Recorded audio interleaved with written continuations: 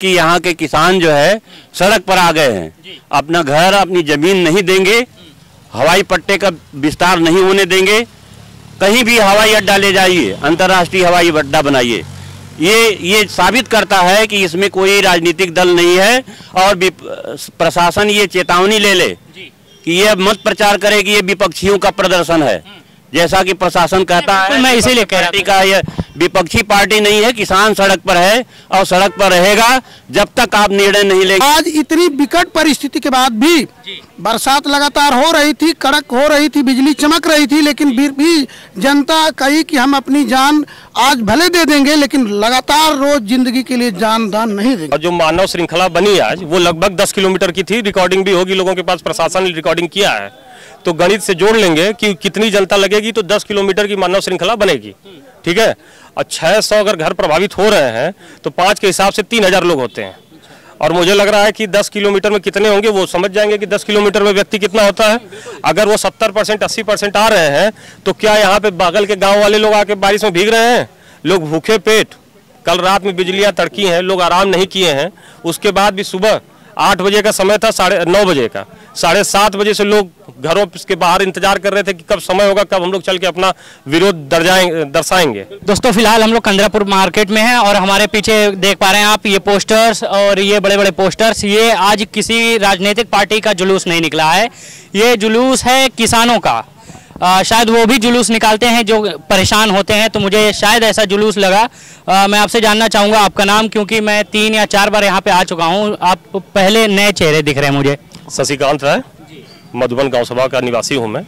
और मेरी खेत और ज़मीन जा रही है और सबकी खेतें और ज़मीनें जा रही हैं, तो उसके विरोध में हम लोग अपना प्रदर्शन किए हैं शांतिपूर्ण और अपनी बात रखने की कोशिश किए हैं, लेकिन प्रशासन का कोई व्यक्ति आके इतना समय हम लोग को नहीं दिया कि हम लोग से बात करें। अच्छा, मैंने तो देखा बात है कि सब लोग शांतिपूर्वक खड़े हैं, उसके बाद भी कोई सुनने नहीं आ रहा है।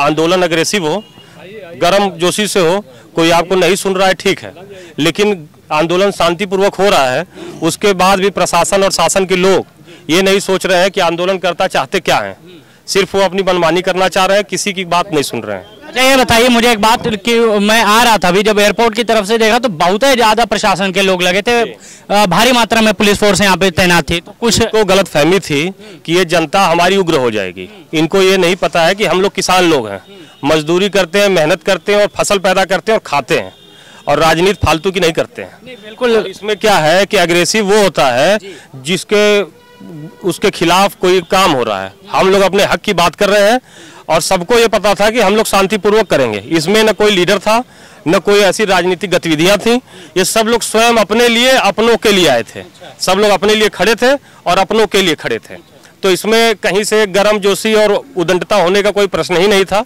समय से हम लोग शुरू किए, बारिश की वजह से हमको लगा 10-20 मिनट लेट हुए, और लेकिन इतना वेल डिसिप्लिन्ड जो था ये आंदोलन हुआ कि 11:30 बजे सब लोग खुद ही रुख मोड़ लिए कि हम लोग अब घर चलेंगे, क्योंकि जो हमें अलाउ है वो 11 बजे से। क्योंकि सर आप क्या देख पा रहे हैं कि आपके इस आंदोलन का कुछ नतीजा निकला, कुछ परिणाम? हाँ, हम इस आंदोलन का नतीजा ये निकला कि जो प्रशासन बार बार ये कह रहा था कि जो जनता 80% जनता जो है वो अपनी ज़मीन देने के लिए तैयार है, लेकिन हकीकत ये है कि 80% नहीं बल्कि 1% जो जनता है वो ज़मीन देने के लिए तैयार नहीं है। आज वो जनता रोड पे निकली थी। आज इतनी विकट परिस्थिति के बाद भी बरसात लगातार हो रही थी, कड़क हो रही थी, बिजली चमक रही थी, लेकिन फिर भी जनता कही कि हम अपनी जान आज भले दे देंगे लेकिन लगातार रोज जिंदगी के लिए जान दान नहीं देंगे। तो इसमें अगर मान लीजिए अभी तो आप लोग शांतिपूर्वक तरीके से प्रदर्शन किए, उसके बाद घर चले जाएंगे, तो फिर मुझे लगता नहीं कि कोई ऐसा फल निकला। इस समय बदलता रहेगा, आंदोलन की गतिविधियां तेज होंगी। अच्छा, हाँ, जब तक हमारी बातें नहीं सुनी जाएंगी तब तक हमारा शांतिपूर्वक, चाहे समय का जो भी डिमांड रहेगा। क्या कह रहे हैं सर? कह रहे हैं ये तो अभी शुरुआत है ना, ये तो अपना मानव श्रृंखला बना करके मेन एडीएम प्रशासन को दिखाया गया है, जो कह रहे थे कि 80% जनता जो है हमारे साथ है, तो आज उनको देख, आज एडीएम प्रशासन आए नहीं देखने की 80% गिनती करने, चैनल के माध्यम से ही पता चल जाएगा उनको कि कितनी जनता यहाँ खड़ी है। नहीं, बिल्कुल, हमारे चैनल के माध्यम से तो आइए गणित कि जो पेपर में निकाले वो कि 600 से 700 घर बेघर हो रहे हैं, और जो मानव श्रृंखला बनी आज वो लगभग 10 किलोमीटर की थी, रिकॉर्डिंग भी होगी, लोगों के पास प्रशासन ने रिकॉर्डिंग किया है, तो गणित से जोड़ लेंगे कि कितनी जनता लगेगी तो 10 किलोमीटर की मानव श्रृंखला बनेगी। ठीक है, और 600 अगर घर प्रभावित हो रहे हैं तो 5 के हिसाब से 3000 लोग होते हैं। और मुझे लग रहा है कि 10 किलोमीटर में कितने होंगे वो समझ जाएंगे कि 10 किलोमीटर में व्यक्ति कितना होता है। अगर वो 70% 80% आ रहे हैं तो क्या यहाँ पे बगल के गांव वाले लोग आके बारिश में भीग रहे हैं? लोग भूखे पेट, कल रात में बिजलियां तड़की हैं, लोग आराम नहीं किए हैं। उसके बाद भी सुबह 8 बजे का समय था, 9:30 बजे का, 7:30 बजे से लोग घरों के बाहर इंतजार कर रहे थे कि कब समय होगा, कब हम लोग चल के अपना विरोध दर्शाएंगे। अच्छा, आप बताइए, आप जो कुछ देख पा रहे हैं, जैसे अभी प्रशासन की गाड़ियां लगी है, प्रशासन लगा है, तो कुछ आपको कोई तकलीफ कोई परेशानी? नहीं, प्रशासन के इस सहयोग के लिए हम उनको धन्यवाद देते हैं कि हमारी जनता को, हमारे किसान भाइयों को जिन्होंने जो सहयोग प्रदान किया, इसके लिए हम उन्हें धन्यवाद देते हैं। मतलब कोई तकलीफ नहीं दी? प्रशासन ने हमें कोई परेशान नहीं किया, लेकिन प्रशासनिक लोग पद पे बैठे हुए जो हमारे हृदय को चोट पहुंचाते हैं, वो हमको कष्ट होता है। उसी कष्ट को दूर करने के हम लोग को दिखा दिया कि हमारे पास जनता है और जनता लाइन में खड़ी रहेगी। बात आपने बोला है कि प्रशासन नहीं हमें तकलीफ दे रही है, बल्कि प्रशासनिक अधिकारी तकलीफ दे रहे हैं। तो आपको लगता है कि आपकी तकलीफ कब तक सही हो सकती है या कब तक हल हो सकता है आपका? ऐसा हमारा संघर्ष तब तक जारी रहेगा जब तक प्रशासन के लोग चेत नहीं जाएंगे, तब तक हम जारी रहेंगे। हमारा नित्य प्रतिदिन एक कार्यक्रम बना हुआ है, हमारे समिति के लोग इसमें जुड़े हुए हैं। समिति के अनुसार हम लोग संचालित होते रहेंगे, समिति के अनुसार हम किसानों को एक साथ लेकर चलते रहेंगे। अच्छा साहब, मुझे एक बात बताइए आप कि जो लोग कहते थे कि हम किसानों के लिए हैं, जो भी पार्टी चुनाव के दौरान बोला करती थी मंचों से कि हम किसानों के लिए काम करते हैं या किसानों के लिए जीते हैं, क्या वो किसानों को सपोर्ट करने के लिए आए? नहीं, ऐसा नहीं है। हम लोग चाहे भी नहीं क्यों आए, क्योंकि हम चाहते हैं कि किसान भाई जो लोग परेशान हैं और जिनकी जमीनें, चाहे घर, चाहे उनका जो दुकानें जा रही हैं, पहले वो अपना विरोध दर्शाएं, क्योंकि राजनीतिक लोग हैं। इस मुद्दे को वैसे ही लोग राजनीतिक मोड़ देना चाह रहे हैं। मास्टर साहब, हम लोग ये चाहते हैं कि ये राजनीतिक मोड़ न लेके ये जन आंदोलन रहे, सभी लोग इसमें अपने लिए और अपनों के लिए खड़े हैं। इसमें कोई न राजनीतिक आदमी है न किसी पार्टी विशेष का आदमी है। हो सकता है सब लोग किसी न किसी पार्टी से संबंधित हों, लेकिन आज आप देखेंगे आंदोलन में न कोई झंडा, न कोई गमछा, न कोई टोपी, सब लोग एक ही झंडे के तले नीचे किसान यूनियन के साथ। और हम लोग सिर्फ और सिर्फ किसानों की बात करेंगे, न किसी सांसद की बात है, न किसी विधायक की, न किसी मुख्यमंत्री, न किसी प्रधानमंत्री की। सर ये बताइए, ये बड़े बड़े पोस्टर क्या दर्शा रहे हैं इस आंदोलन को लेकर? दर्शा रहे हैं कि यहाँ के किसान जो है सड़क पर आ गए हैं, अपना घर, अपनी जमीन नहीं देंगे, हवाई पट्टे का विस्तार नहीं होने देंगे, कहीं भी हवाई अड्डा ले जाइए, अंतर्राष्ट्रीय हवाई अड्डा बनाइए।